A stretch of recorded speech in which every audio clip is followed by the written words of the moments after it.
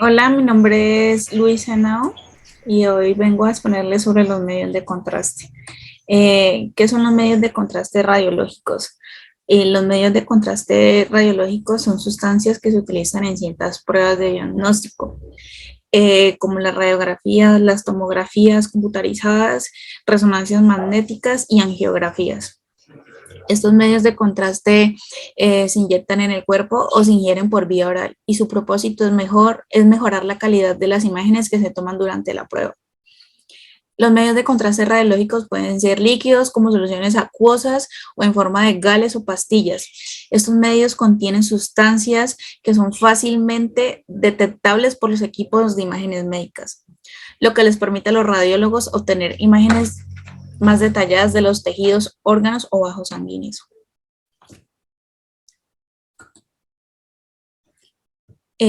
Clasificación de los medios de contraste. Los medios de contraste radiológicos se pueden clasificar de diferentes maneras, dependiendo de los criterios utilizados. A continuación, se presenta una clasificación de los medios de contraste radiológicos según su origen, composición y forma de administración. El origen, medios de contraste iodados. Son los más utilizados y se componen de yodo y una sustancia química que permite su administración por vía intravenosa, oral, rectal o intraarterial. Composición. Medios de contraste hidrosoluble. Se disuelven fácilmente en agua y se eliminan por los riñones. Se utilizan principalmente para estudios de imagen que involucran el tracto urinario como la urografía.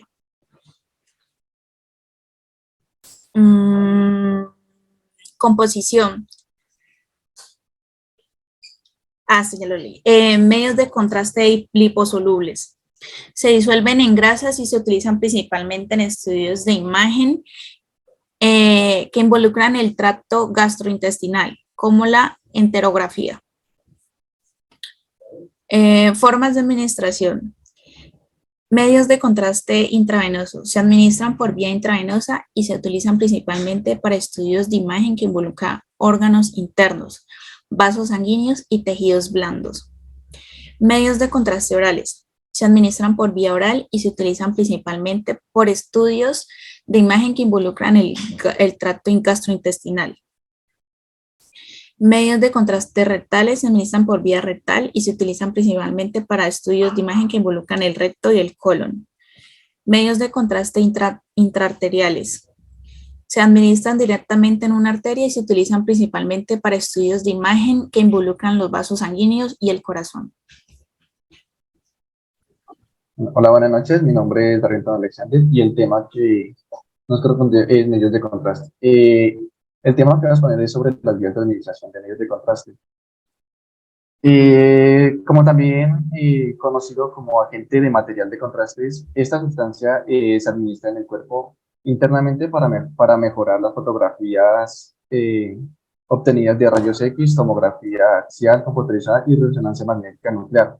La podemos tomar por vía oral, administrado por enema, o sea, dado por vía rectal, por vía vaginal, también, también como inyección de forma intravenosa y también inyectados dentro del espacio articular. Tengo aquí dosis de medios de contraste para agentes radiológicos. La cantidad de medios de contraste a utilizar se acomoda a cada estudio dependiendo del tipo de paciente. El peso y el estado físico del paciente son detalles importantes a tener en cuenta.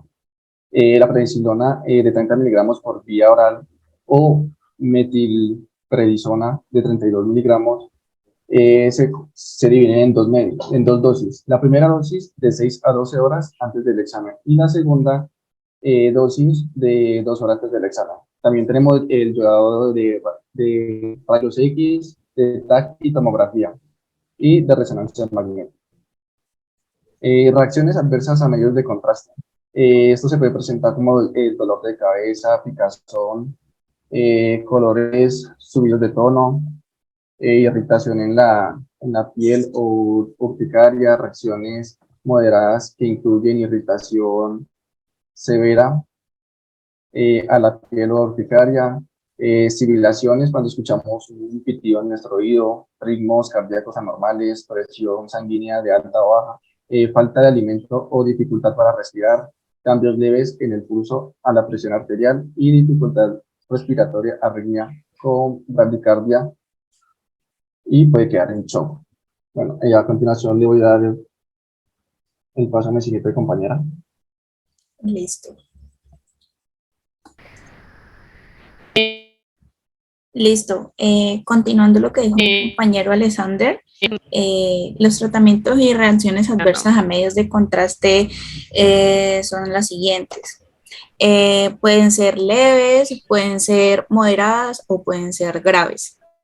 Algunos de los síntomas comunes de las reacciones adversas incluyen náuseas, vómitos, mareos, picazón, urticaria o enrojecimiento en la piel. Las reacciones moderadas pueden incluir dificultad para respirar, dolor abdominal, dolor de cabeza o cambios en la presión arterial. Las reacciones graves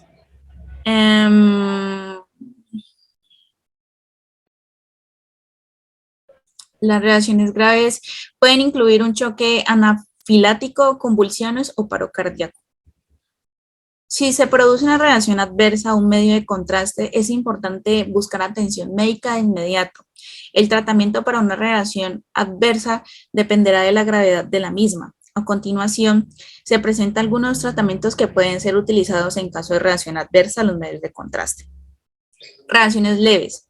Se pueden tomar antihistamínicos como la difremina para reducir los síntomas de alergia y con esteroides para reducir la inflamación. 2. Reacciones moderadas. Se pueden tratar con medicamentos como los broncodilatadores para mejorar la respiración y la oxigenación y los analgésicos para aliviar el dolor. También se pueden administrar esteroides y antihistamínicos para reducir la inflamación y los síntomas de la alergia. Reacciones graves. Las reacciones graves pueden requerir atención médica urgente, como la administración de epinefrina para tratar un choque anafilático. Los pacientes también pueden requerir soporte respiratorio, líquidos intravenosos y otros medicamentos para mantener la función cardíaca y respiratoria.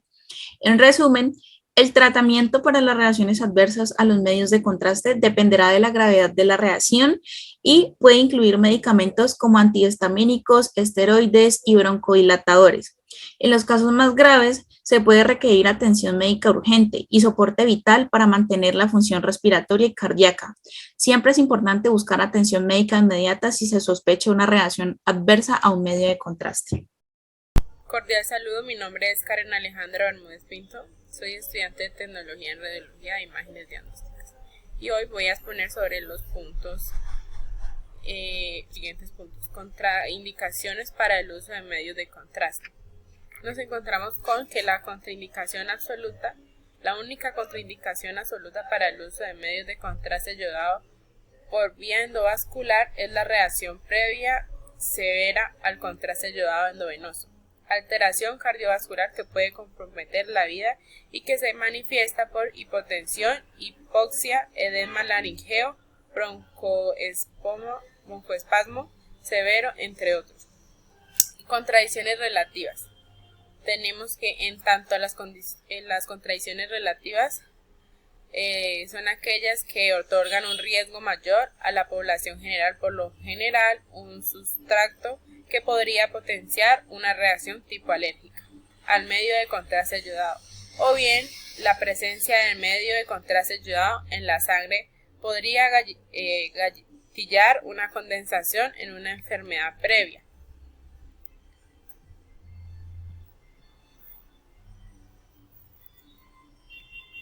Reacciones fisiológicas, por ejemplo, bradicardia, hipotensión, hasta arritmias cardíacas y edema pulmonar.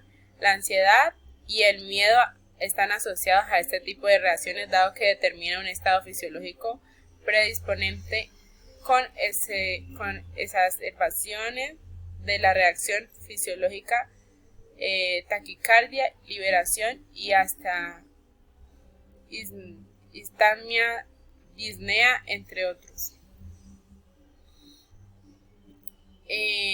Extravasación de medios de contraste. La extravasación de medios de contraste es una condición derivada del uso de estos, con una tasa de aparición reportada del 0.1 y 0.9% de todos los TAC con medio de contraste. El desconocimiento y el mal manejo puede traer complicaciones importantes para el paciente. Como por ejemplo, tenemos en tratamiento, en algunos signos y síntomas. Leve tenemos ausente dolor leve, eritemia leve, edema leve. Y moderado tenemos dolor marcado, eritemia moderado, edema marcado y ampollas. Con una duración de menos de 2 semanas y no hay afectación a largo plazo. Tratamiento conservador. En severo tenemos empeorar el dolor y el edema luego de 2 a 4 horas, aumento de ampollas luego de 2 a 4 horas, úlceras y necrosis de tejido. Más de 2 semanas y afectación a largo plazo. Tratamiento requiere valoración por cirugía. Consentimiento informado para administración de medios de contraste. El consentimiento informado es un documento legalmente exigido y dirigido donde el paciente autoriza a la institución y al médico para aplicar un medio de contraste y realizar un estudio. El paciente o sus familiares deben ser informados ampliamente sobre el estudio que se les será realizado, sus ventajas, problemas y complicaciones del manejo de este. Gracias. Gracias por su atención.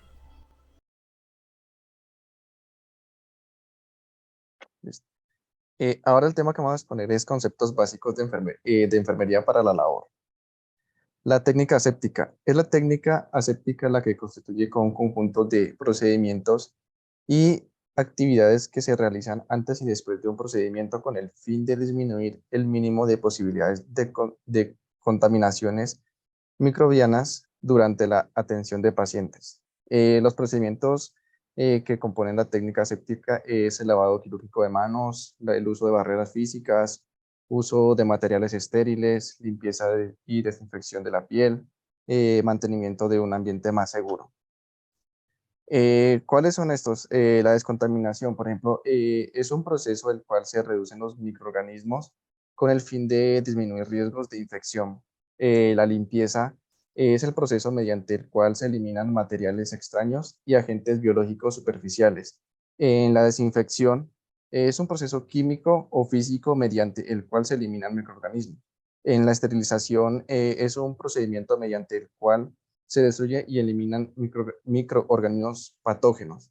En el lavado de manos es muy importante, ya que debe ser entre 40 y 60 segundos el tiempo necesario para lograr una buena higiene para lograr las manos siempre que con la ayuda de un jabón antiséptico. Se debe frotar las manos bien, el torso de las manos, entre los dedos, por debajo y importantemente las uñas. La barrera física corresponde al uso de los elementos que tienen como función en el campo estéril. Corresponden también al uso de elementos como los guantes, mascarilla, delantal y gorro. Los protocolos de venopunción, ¿qué son? Es una técnica la cual perfora una vena vía transcutánea, que el objetivo es el procedimiento de extraer una muestra de sangre que se puede administrar líquidos, sueros, nutrientes o inyectar sustancias radiopacas para exponer una radiografía. ¿Cuáles son estas zonas? Como podemos observar en la imagen, cómo se hace una inyección por la vena y se observa cómo ingresa el medio de contraste. Obviamente con el torniquete poniéndolo a 30 o 20 centímetros donde se va a lograr la punción. ¿Cuáles son los materiales? Un catéter intravenoso, algodón estéril, soluciones antisépticas, esparadrapo, solución endovenosa. Hoy en día ya no se utiliza un esparadrapo, sino una película.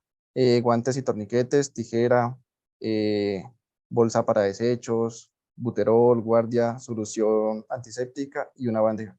¿Cuáles son las indicaciones?